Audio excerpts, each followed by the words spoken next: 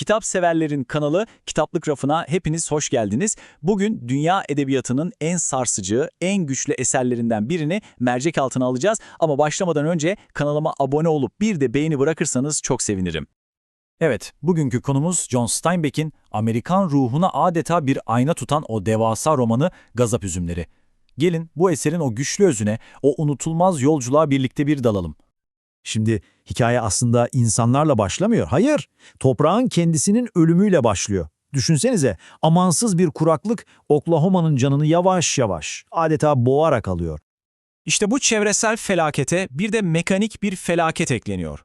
Joatlar gibi nice aile bildikleri, tanıdıkları tek yuvadan sökülüp atılıyor. Steinbeck'in anlatımında ilginç olan şu: bu tahliyeyi yapan güçler böyle zalim, kötü insanlar falan değil. Hayır, çok daha korkutucu bir şey var karşımızda. Ruhu olmayan, kişisel olmayan canavarlar. Kim bunlar peki? Bankalar ve onların demir yumruğu, yani traktörler. Ve işte romanın bütün o temel çatışması tam da bu noktada yatıyor aslında. Bir tarafta nesillerdir o toprağı işleyen, o toprakla adeta bütünleşmiş çiftçilerin o derin, o kişisel bağı var. Diğer tarafta ne var? Kârdan başka hiçbir şey düşünmeyen şirketin o soğuk, o kimliksiz mantığı. İşte bu cümle, çiftçinin içine düştüğü o derin çaresizliği belki de en iyi özetleyen şey. Düşünsenize, savaşacak, hesap soracak bir insan yok ki karşınızda. Öfkeniz tamamen hedefsiz kalıyor. Geriye ne kalıyor? Tek bir seçenek. Her şeyi ama her şeyi geride bırakıp batıya, yani o meşhur umuda doğru yola çıkmak.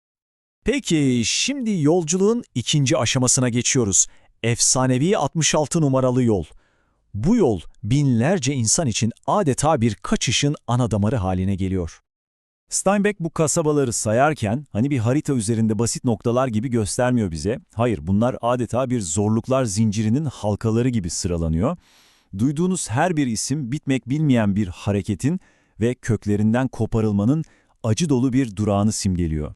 Bu sonu gelmez gibi görünen yolda yepyeni, bambaşka bir dünya kuruluyor aslında. Şöyle bir hayal edin. Her gece yeniden kurulan, her sabah yeniden sökülen bir göçebe dünyası ve bu dünyanın kendine ait kuralları, ritüelleri ve o ortak çaresizlikten doğan hem çok kırılgan ama bir o kadar da inanılmaz güçlü bir topluluk duygusu var. Tabii bu yolculuk sadece kilometreleri tüketmiyor. Aynı zamanda insan hayatını da alıp götürüyor. Joat ailesinin sevdikleri birini yol kenarına gömmek zorunda kalıp arkalarında bıraktığı şu yürek parçalayan not, bu sadece yoksulluklarının bir kanıtı değil, aynı zamanda yavaş yavaş yitirdikleri onurlarının da bir kanıtı. Fakat onları onca yolu kat ettiren o büyük umut, hani o vaat edilmiş topraklar hayali, Kaliforniya'ya vardıkları anda tuzla buz oluyor.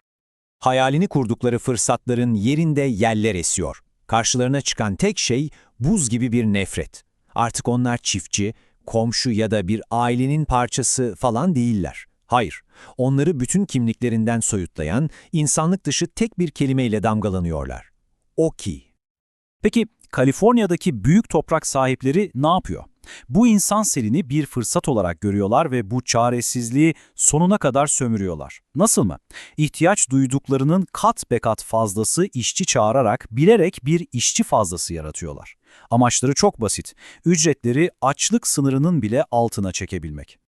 Ve işte sistemin o acımasız mantığının en çarpıcı tablosu belki de bu. Fiyatlar düşmesin diye tonlarca portakal aç insanların gözünün önünde çürümeye terk ediliyor. Hatta üzerlerine gaz sıkılıyor. Yani kar insan hayatından daha değerli. Hem de hemen yanı başlarında binlerce çocuk açlıktan ölürken. İşte tam bu noktada romanın belki de en önemli dönüm noktasına geliyoruz.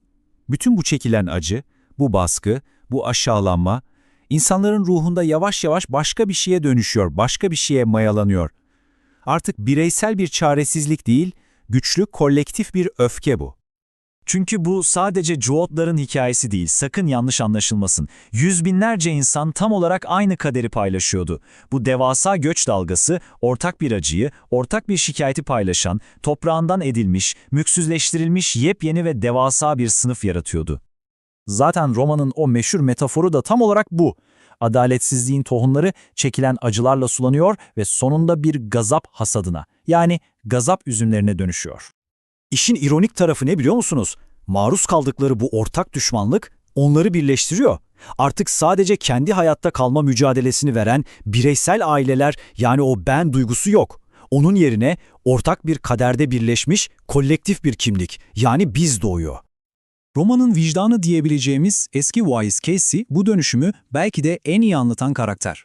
Casey'e göre kutsallık artık Tanrı'da ya da bir kilise duvarları arasında değil, gerçek kutsallık ortak bir amaç için omuz omuza veren insanların o dayanışmasında, işte o birlik ruhunda. Ve Steinbeck kitabın sonunda bizi işte bu sarsıcı soruyla baş başa bırakıyor. Düşünün bir halkın umudu tamamen tükendiğinde geriye ne kalır? Belki de umut öldüğünde onun küllerinden doğan şey kırılamaz ve sonuna kadar haklı bir öfkeden başka bir şey değildir.